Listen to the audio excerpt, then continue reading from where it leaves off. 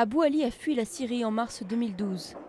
Il venait d'apprendre que des douzaines de femmes et d'enfants avaient été poignardés à mort par des fidèles du régime dans son quartier de la ville de Homs. Il a toujours de la famille en Syrie et ne veut pas être reconnu pour ne pas les mettre en danger. L'ancien épicier travaille maintenant dans ce café à Kilis, près de la frontière. Il fait partie des centaines de milliers de réfugiés syriens en Turquie.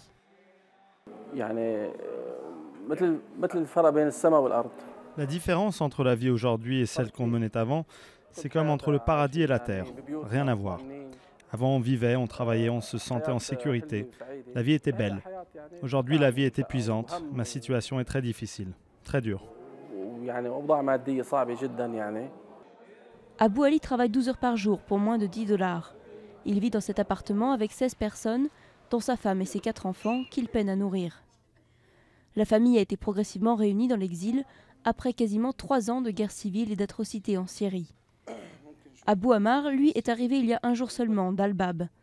Il fait partie d'un groupe de rebelles, mais ils ont été attaqués par d'autres opposants, les combattants de l'État islamique en Irak et au Levant, et par les avions du régime de Bachar al-Assad.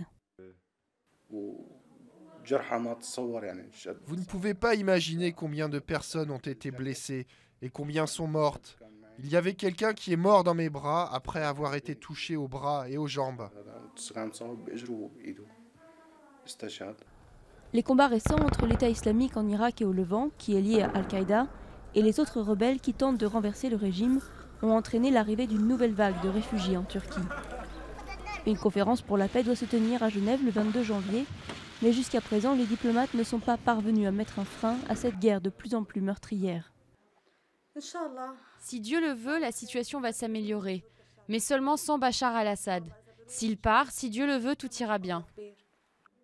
Le Haut-Commissariat aux réfugiés de l'ONU a prévu qu'encore 1,5 million de personnes vont fuir la Syrie cette année et rejoindre les nombreuses familles qui, comme celle-ci, rêvent de rentrer chez elles.